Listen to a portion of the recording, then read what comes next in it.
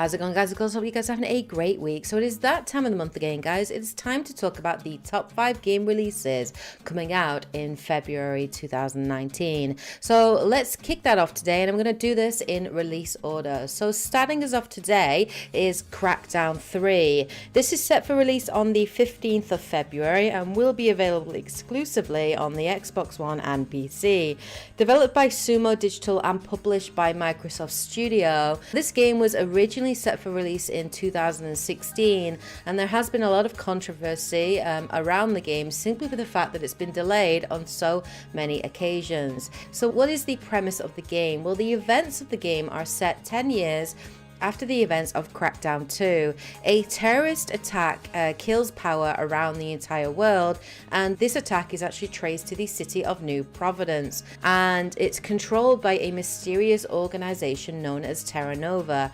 You play a superpowered agent sent in and led by Commander Jackson, voice acted by Terry Crews, and your goal is to effectively take down Terra Nova and restore power not only to New Providence but also to the world.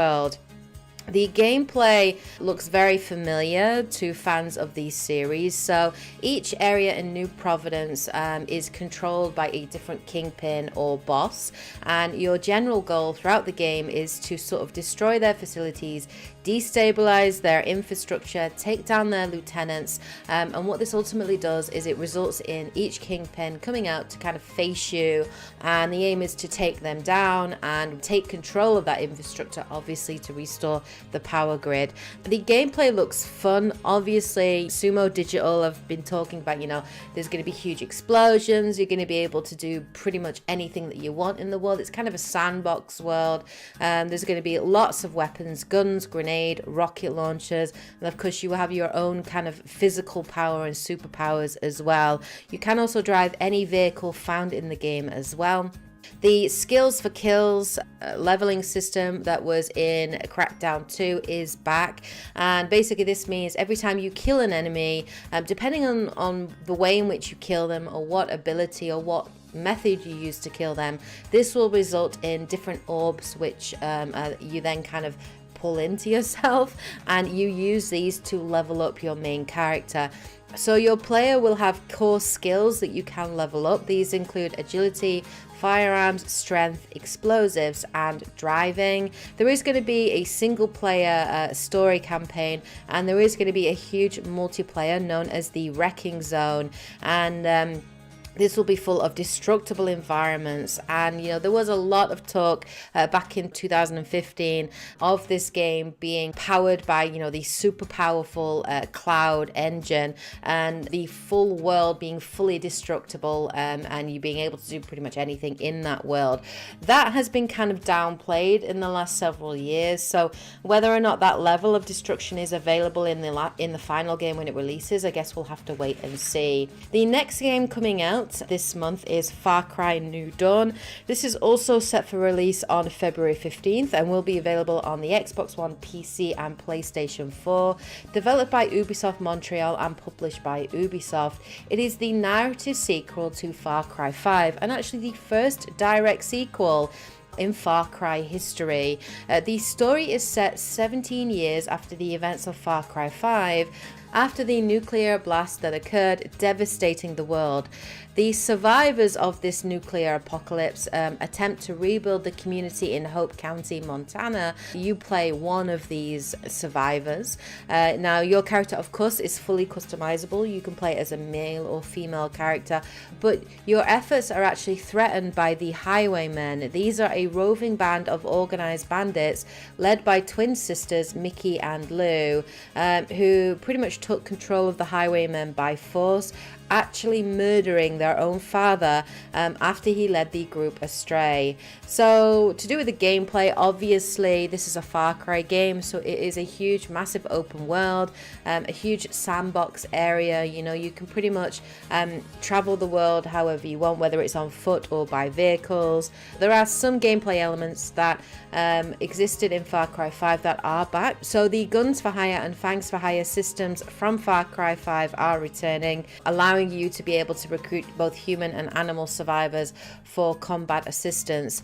These guns for hire are played by AI companions, and we do know that there are going to be 6 guns for hire, and we have met a couple of them, including what probably will be fan favorite Nana, who is a sharp-shooting grandma and just looks hilarious. You also are able to play the game online with your friends as well, fully cooperative, just like you were able to do in Far Cry 5. There will be some new characters as well as returning characters as well. You also have an upgradable home base named Prosperity, and there are going to be a couple of other gameplay elements, including treasure hunts. There are going to be outposts and enemy encampments that you can attack and take down. And there are also going to be something known as expeditions, which basically allows players to travel to other locations in the United States. And a couple of confirmed locations include Louisiana, Arizona, and California. Now, these are not going to be as large in scale as, say, Hope County. They're going to be sort of mini maps that you can travel to. But it looks really, really good. And if you're a fan of Far Cry 5 and the Far Cry franchise, then probably Far Cry New Dawn will definitely be a title that you want to pick up.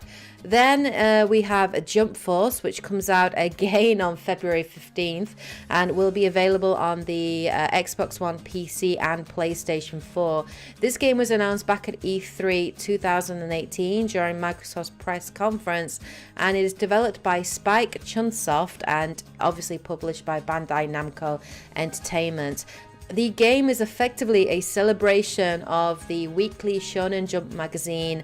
It's a celebration of that magazine's 50th anniversary, and the premise for the game is the real world has collided with the Shonen Jump universes, and many of its heroes form the Jump Force to fight against whoever is causing this phenomenon and to sort of get to the bottom of the mystery surrounding it. It is a 3-on-3 tag team fighting game and will include 40 characters across 16 series, which have been confirmed, including some well-known fan favorite anime series, including Dragon Ball, Naruto, One Piece, My Hero Academia, Rurouni Kenshin, Yu-Gi-Oh!, to name but a few. It will also include 4 original characters created for the game specifically. And in addition, players can also create their own unique avatar and playable character, and they'll be able to customize this character with different outfits and accessories. There is, of course, a story mode, and there will also be an online multiplayer mode as well for gamers to enjoy. So if you're an anime fan, then you'll probably be quite interested in this game and obviously want to check it out. We then have Anthem, which is coming out on February 22nd. This will be available on the Xbox One, PC, and PS4. Of course, developed by BioWare and published by EA. It is BioWare's first original IP in 10 years. It is a third-person shooter action RPG in an always online world. So it is BioWare's first delve into an always online multiplayer. So a lot of BioWare fans and a lot of gamers in general are very interested to see what BioWare has to offer and what this game is going to introduce. The basic premise of it, so the world in which you explore and live in, it's a fully open world, but there is something in this world called the Anthem of Creation, which was used by a precursor race to create the world that you inhabit. This precursor race, the Shapers, left, and they left their technology and their relics behind them. This technology has become unstable, and it can form huge shaper storms, which basically change the world that you live in. So you play as a freelancer, a band of mercenaries that go out and do missions out in the world to save people and explore the world. They are a split faction from something known as the Legion of Dawn. These split into different factions, so the freelancers are part of that, but you also have the Dominion. Now the Dominion are the main antagonists in the game, and they are led by by a figure known as the Monitor, who basically believes that he can use the anthem of creation to restore order and balance to the world, but they kind of believe in like authoritarian control and rule.